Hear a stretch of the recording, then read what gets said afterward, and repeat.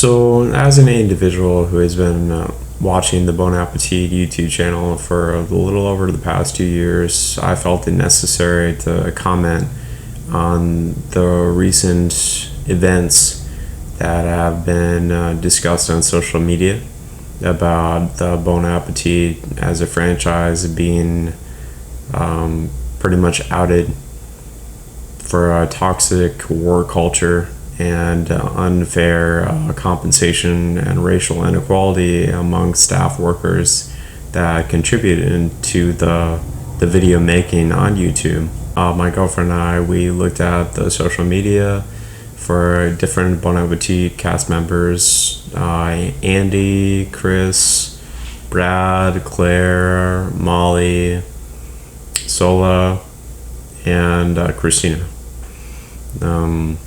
Interestingly enough, all the white cast members didn't have any issue with actually discussing their compensation and contracts, with the exception of Brad, Chris, and what is his name?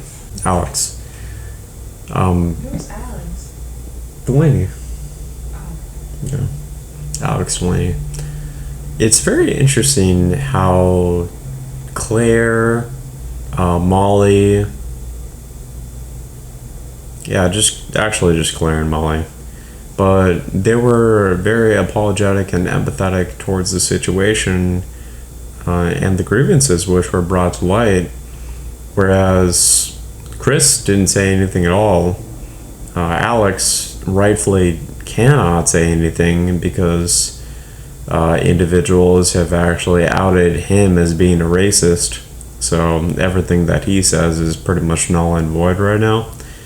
But Brad, I would expect him to actually express some kind of apology or an apologetic stance.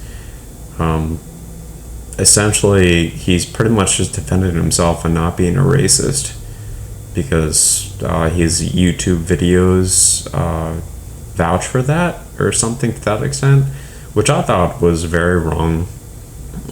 He should at least say something towards the subject instead of just trying to dodge it completely, which, I mean, ultimately I think that's what Chris is doing. I don't really peg him as that kind of individual, but by not saying anything at all or doing anything, it's only contributing to part of the problem. So he really should say something, just to let individuals know where his mindset is at. As far as compensation, I mean, Christina said that she made like $68,000 a year. She was signed on for an associate food editor position. Sola was signed for the exact same position, to my understanding. She was only offered $50,000. Now, I'm not sure of their credentials, their education.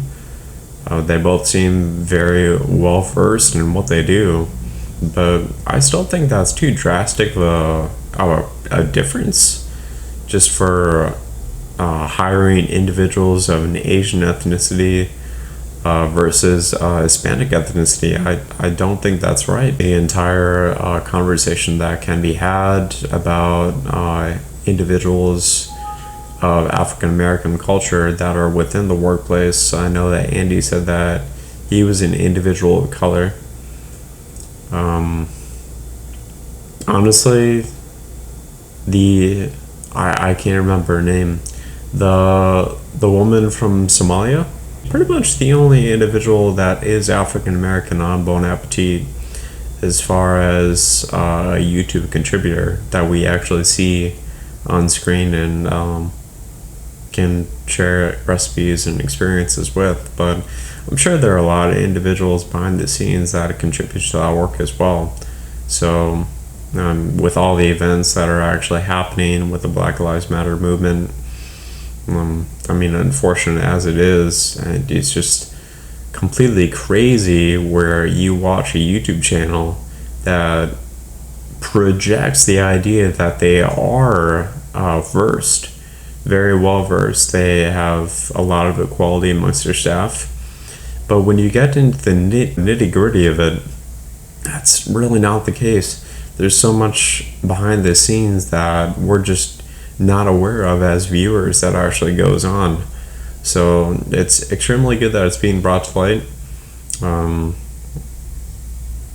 I mean, it really stings for me because I liked watching BonAppetit videos. So now I guess I just have to find something else to watch on YouTube. But thanks so much for watching, you guys. I do appreciate it if you leave a like and definitely leave a comment and subscribe on the video.